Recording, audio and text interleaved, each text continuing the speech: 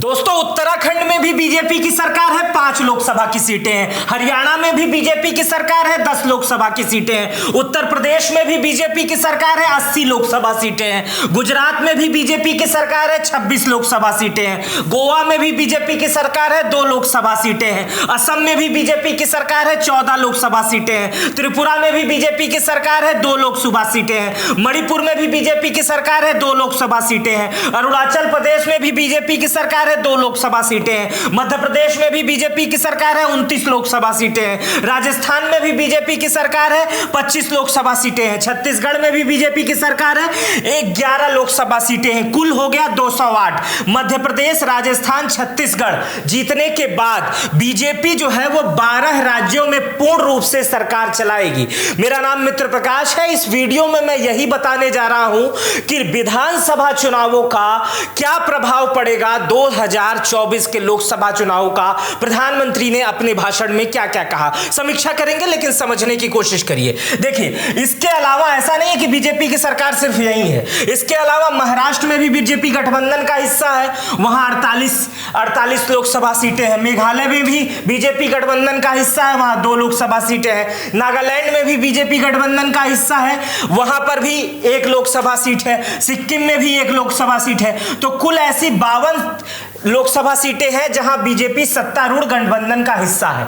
BJP केंद्र की सरकार चला रही है, केंद्र में मोदी अमित शाह बैठे हुए हैं, और 4 राज्य इधर ले लीजिए और 12 इधर ले लीजिए।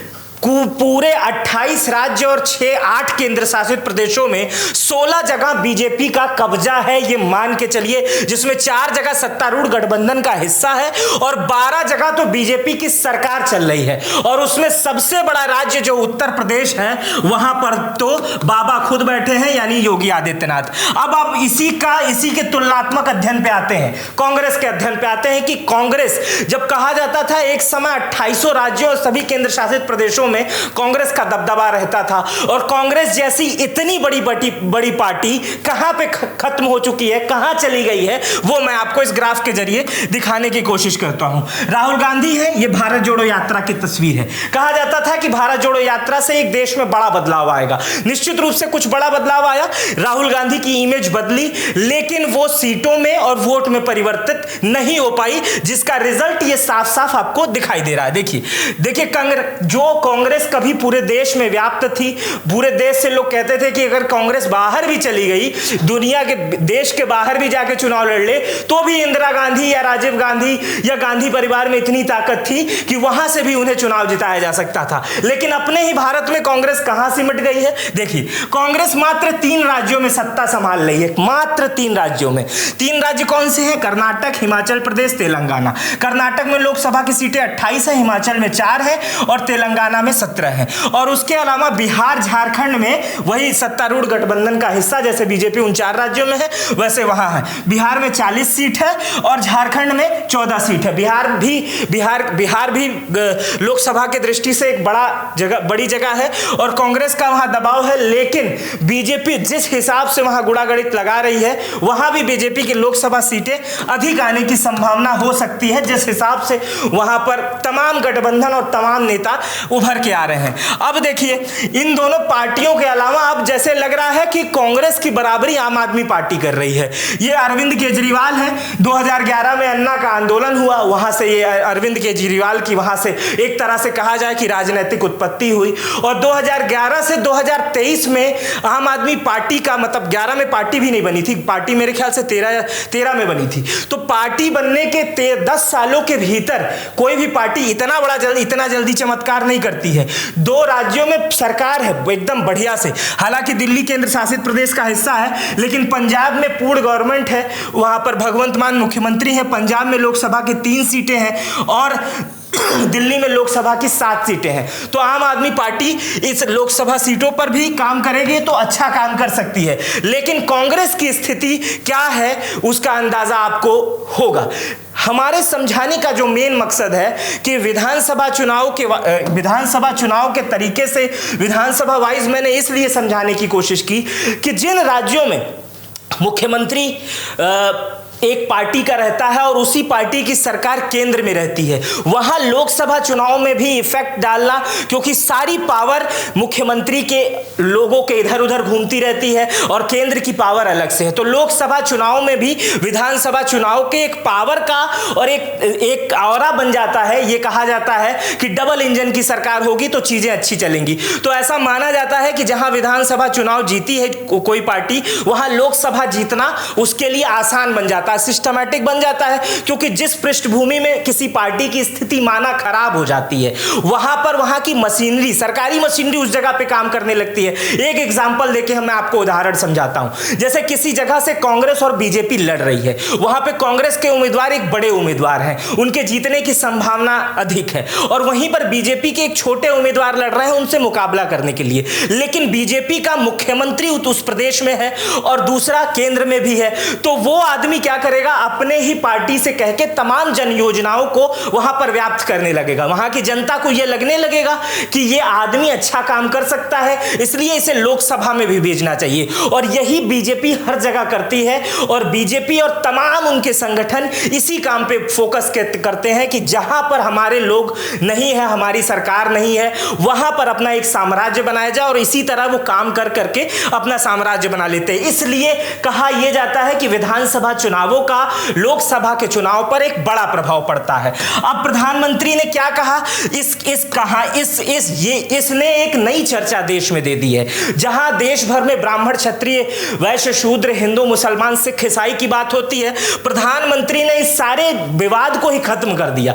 उन्होंने कहा कि मेरे नजर में सिर्फ 4 जातियां हैं। उन जातियों का मैं जिक्र करूंगा जो प्रधानमंत्री ने 3 तारीख के जीत के बाद, जब 3 राज्यों में लगातार बड़ी जीत हुई है, उसके बाद प्रधानमंत्री ने जो कहा है उसका जिक्र मैं करूंगा और उसके मतलब भी आपको समझाऊंगा। लेकिन क्या कहा है मंच से, एक बड़े लीडर की जो उभार सामने आती है, ग्लोबल लीडर की बात जो सामने आती है कि एक आदमी बैठे बैठे पूरी दुनिया को कैसे संदेश दे देता है छोटे छोटे चुनाव जीत के, वो मैं समझाने की कोशिश करता हूं। देखिए क्या कहा है प्रधानमंत्री ने। प्रधानमंत्री जी ने जीत का कहा है कि सबका साथ सबका विकास की जीत है। मतलब ये इनका नारा था पहले, अब बताया यही हमने किया, यानी जीत के बाद उन्होंने बताया कि हमने सबका साथ सबका विकास किया, इसलिए हम जीत गए। विकसित भारत के आह्वान की जीत है।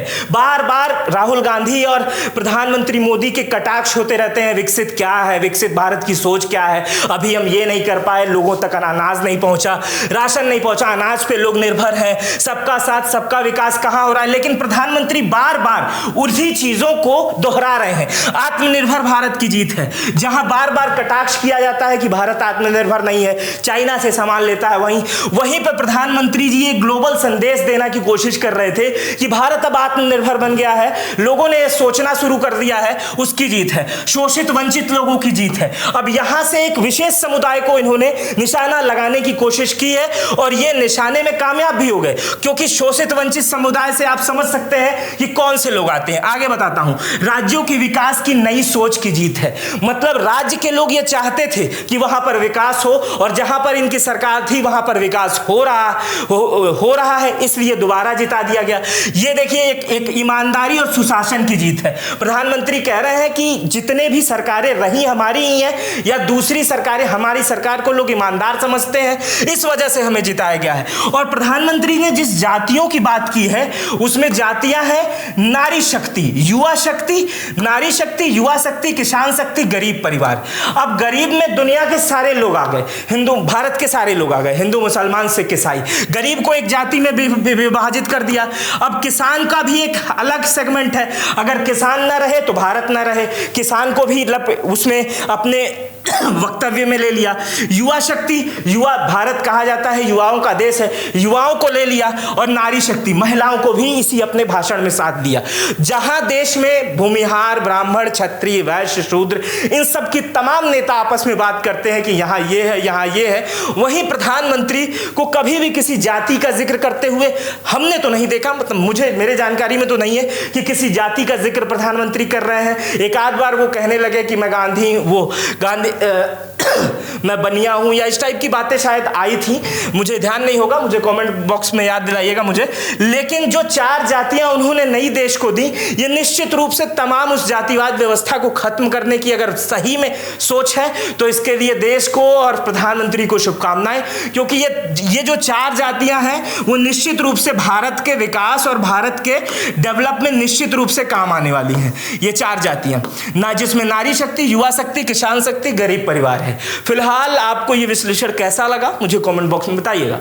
मेरा नाम मित्र प्रकाश है। वीडियो अगर आपने पूरी देखी तो बहुत बहुत शुक्रिया। अपना बेहद ख्याल रखिएगा।